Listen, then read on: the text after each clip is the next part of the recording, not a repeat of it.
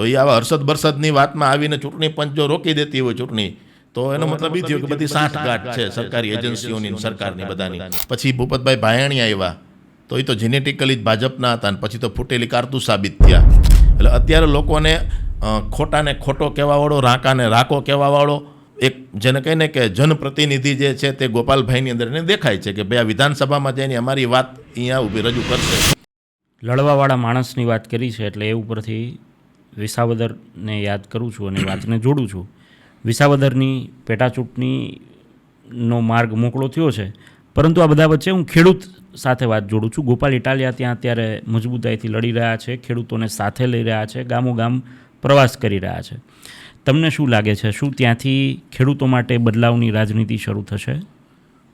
વિસાવદર છે ત્યાં 100% કોઈ પણ પાર્ટીનો ઉમેદવાર હોય એને ખેડૂતોના, ગામડાના, પશુપાલકોના મુદ્દાને લઈને જ લડવું પડે. કારણ કે વિસાવદર અને જૂનાગઢના જે એરિયા છે ત્યાં કોઈ ઉદ્યોગો નથી, સર્વિસ સેક્ટર ને મેન્યુફેક્ચરિંગ સેક્ટર નથી, અને ડુંગરાળ અને જંગલ એરિયો છે. એટલે ત્યાં ખેતીને આધારે જ બધું ચાલે છે. વેપાર જે છે એ છૂટક વેપાર, જૂનાગઢના જે કંઈ વેપાર છે બધા આજુબાજુના તાલુકાના અને ગામડાના જ લાગુ પડે છે.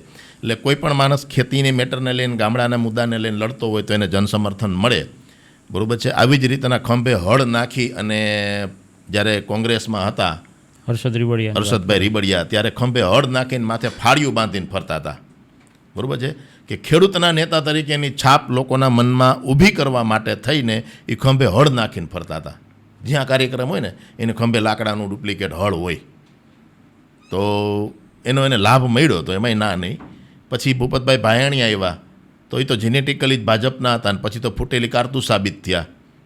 લોકોએ ભરોસો મૂક્યો, ચાલો અમારો વિકલ્પ ગોઈતો, એને સામે ઓપ્શન ઊભો કર્યો તો એને વિશ્વાસ મૂક્યો લોકોએ, પણ એ એનું કામ ન કરી શક્યા. પણ હવે આજે આક્રમક મિજાજનો લડાયક નેતૃત્વ જે આમ આદમી પાર્ટીના, આપણે કોઈ પાર્ટી લેવલે જોતા જ નથી. એટલે ખેડૂત તરીકે હું ખેડૂતના આગેવાન તરીકે કે ખેડૂતની વાતને અમારા પ્રતિનિધિ તરીકે લઈને વિધાનસભામાં જાય એવી લોકોની લાગણી અત્યારે દેખાય છે અમને. અને જો ખરેખર લોકોની લાગણી, ખેડૂતોની ચિંતા હોત તો હર્ષદ રીબડિયાએ ચૂંટણી પાછી ઠેલવવા માટે તેને PIL દાખલ કરવી શું કામ જોઈ છે? છડે ચોક બધાને ખબર છે કે ભાઈ એને ચૂંટણી રોકાવા માટે અરજી કરી હતી. શું કામ ભાઈ, એને શું ફાયદો થયો? તો કે ભાઈ અમારા તરફી હજી પીચ ક્લિયર નથી, સત્તાના શરણે વહી ગયો. એ માણસ સત્તાના શરણે વહી ગયા એટલે ખેડૂતનો દુશ્મન થઈ ગયો હતો. એટલે એને એવું નક્કી કર્યું કે ભાઈ હજી અમારા તરફી પીચ ક્લિયર નથી થયેલા, અમારે ટાઈમ જોઈ છે. એટલે એને એનાથી ઉપરવટ ગયા. અને ચૂંટણી કમિશનરો થોડાક TN શેષાન જેવા હવે નથી. હું બહુ સારી રીતે TN શેષાનને ઓળખું છું, એ TN શેષાનને ઓળખું છું, એ રાજકોટના કમિશનર જગદીશનને ઓળખું છું, એ મુંબઈના કમિશનર ગોવિંદ રાઘવ ખેરનાર કે ઓળખું છું. એ ગોવિંદ રાઘવ ખેરનારને બધા કોઈના બાપની વાત ન રાખે. નિયમ એટલે નિયમ, ને આમ થાય એટલે આમ થાય એમ. બરાબર છે. આ ત્રણને હું સારી, કારણ કે મારી એજ વાઇઝ હું બધાને ઓળખું છું કે ભાઈ આ જે કંઈ લોકોને એના પ્રત્યે જે લાગણી હતી ને સામે એને એનું કામ કરી બતાવ્યું હતું. તો એ આવા હર્ષદ બરસદની વાતમાં આવીને ચૂંટણી પંચ જો રોકી દેતી હોય ચૂંટણી, તો એનો મતલબ એ થયો કે બધી સાંઠગાંઠ છે સરકારી એજન્સીઓની, સરકારની બધાની. એટલે અત્યારે લોકોને ખોટાને ખોટો કહેવાવાળો, રાકાને રાકો કહેવાવાળો એક જેને કહીને કે જનપ્રતિનિધિ જે છે તે ગોપાલભાઈની અંદર એને દેખાય છે કે ભાઈ આ વિધાનસભામાં જઈને અમારી વાત અહીંયા ઊભી રજૂ કરશે. અને એ ભારપૂર્વક રજૂ કરશે, ધોરે ધર્મે એ રજૂ કરશે. અને એ જ્યાં સુધી એની વાત સરકાર કે વિધાનસભામાં કે વિધાનસભાના અધ્યક્ષ નહીં સાંભળે ત્યાં સુધી ગમે એવા ધમ પછાડા કરશે. અને કદાચ એ ગમે એને ખાડું મારી લેવું તો મારી લે, એનામાં એ હિંમત છે એમ. એટલા માટે કદાચ ચૂંટાય. હા, એટલે લોકોને અત્યારે એના ઉપર થોડોક ભરોસો બેઠો છે કે ભાઈ ભલે સત્તા એની પાસે નથી, હવે સત્તા જે ઉપર જેની સત્તા છે એનો પ્રતિનિધિ આપણે ચૂંટીએ તો જ કામ થાય. તો સત્તાનો પ્રતિનિધિ તો હતો. બરાબર છે. એટલે એવું જરૂરી નથી કે સત્તામાં હોય તો જ કામ થાય એમ. એટલે અમારો ખેડૂતનો દીકરો કૃષિ મંત્રી હોય તો જ ખેતીનો ઉદ્ધાર થાય, તો એ ભ્રમ છે. અમારો પટેલનો દીકરો અમારો ધારાસભ્ય હોય તો અમારા પટેલનો ઉદ્ધાર થાય, ભ્રમ છે.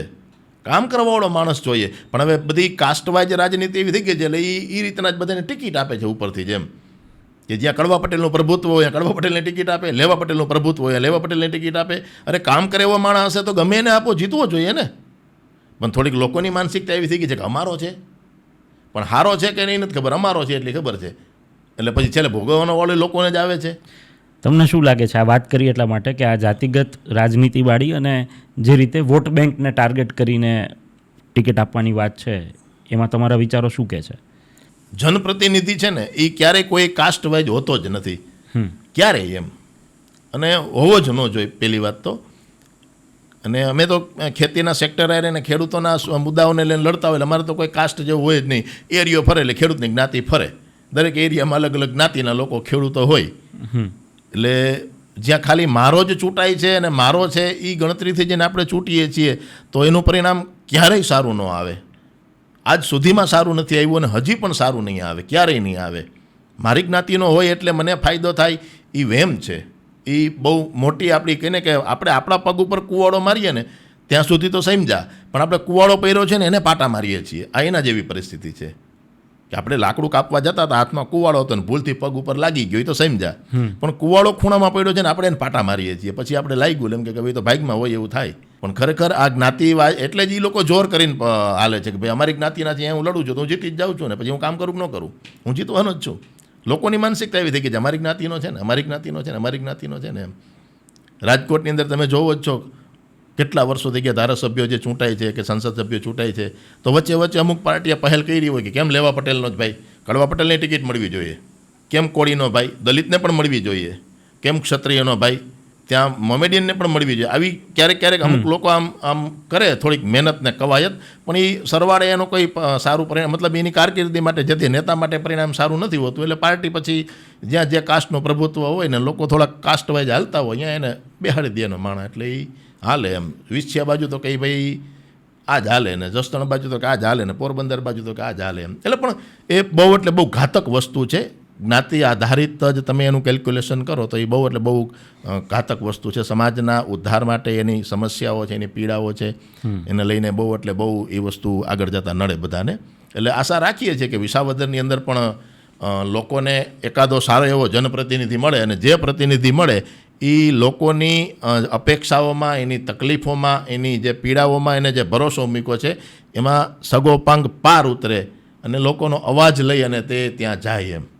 ચોક્કસથી આપ સમગ્ર મુદ્દે ચર્ચા કરવા માટે અમારી સાથે જોડાયા તે બદલ આપનો ખૂબ ખૂબ આભાર.